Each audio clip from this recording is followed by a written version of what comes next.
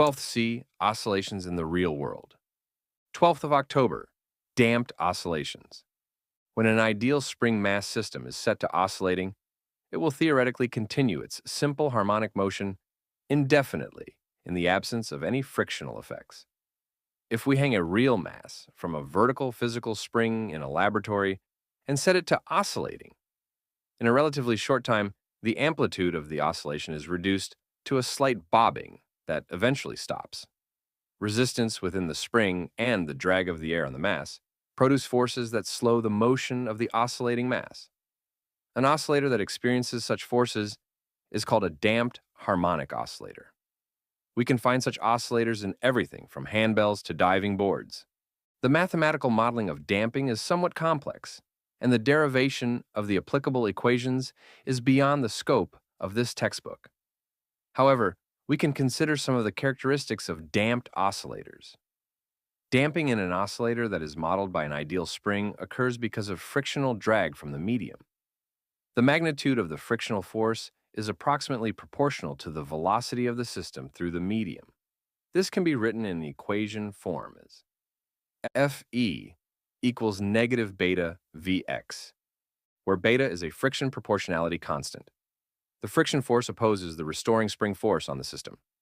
The net force sum acting on the system is then SFX share F share spring plus F share E. SFX equals the negative K delta X plus the negative beta Vx. Rewriting the second equation in the form of Newton's second law, we have KdX, Vx here are Schmax 12.11.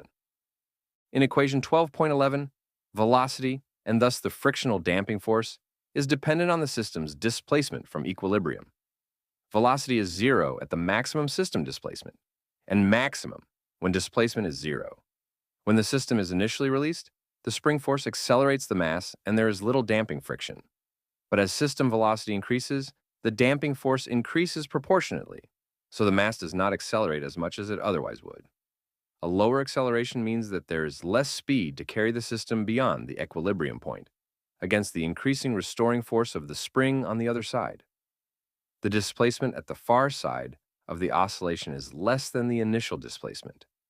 When the system begins to return, there is less initial acceleration because of the smaller displacement.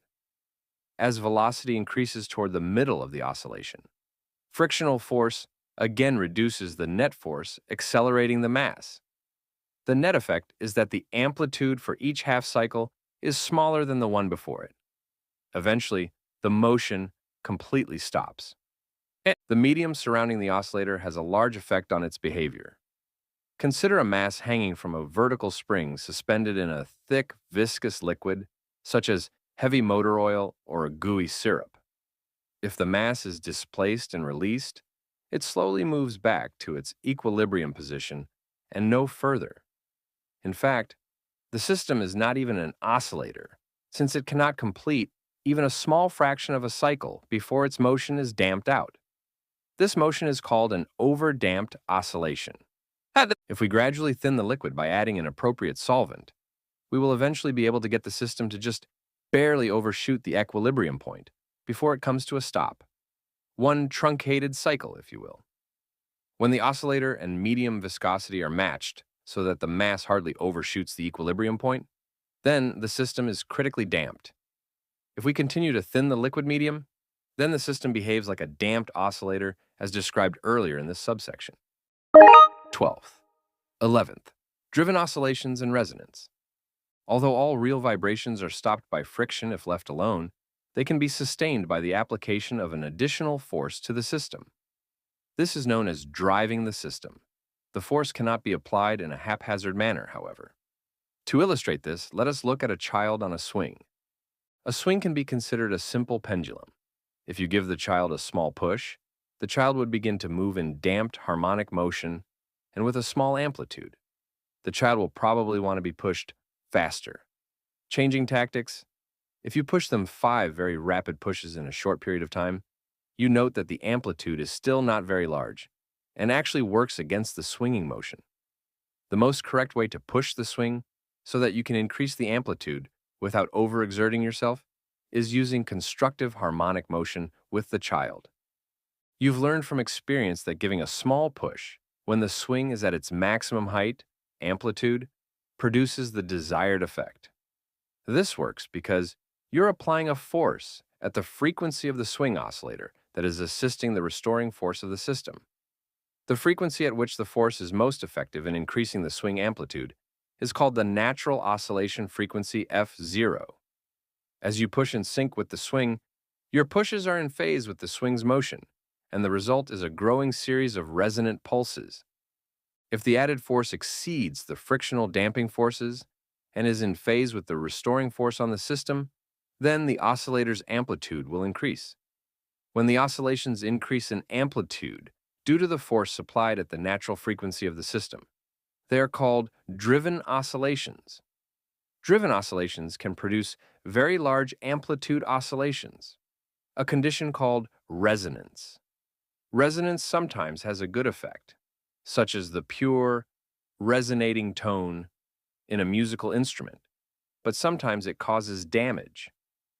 One example of the damage resonance can cause is its effect on buildings during an earthquake.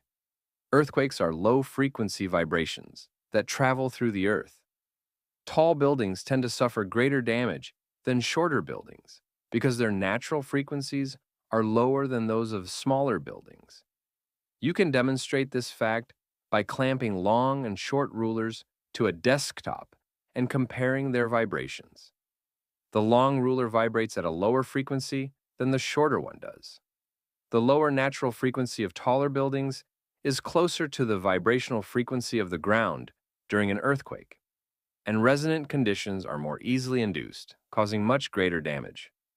Complex structures, such as buildings and bridges, have many natural frequencies. Engineers expend a lot of effort and use computer modeling extensively in order to ensure that their designs do not develop resonance under anticipated wind, road traffic vibration, or even earthquake conditions. A driven oscillator has three forces acting on it: the restoring force, or Hooke's law force; the damping resistance force that opposes the velocity of the system; the pulsed force that is applied in the same direction as the restoring force.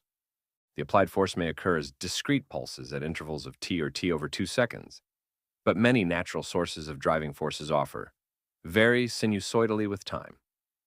Oscillation amplitude is a function of the frequency of the system. Maximum amplitude occurs when the frequency of the applied force matches the natural frequency of the oscillator. Theoretically, the maximum resonant amplitude is infinite in the absence of damping.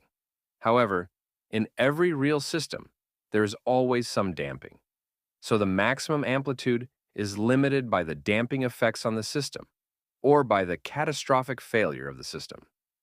These effects become more critical with increasing amplitude, which eventually limits the resonant amplitude to a maximum value.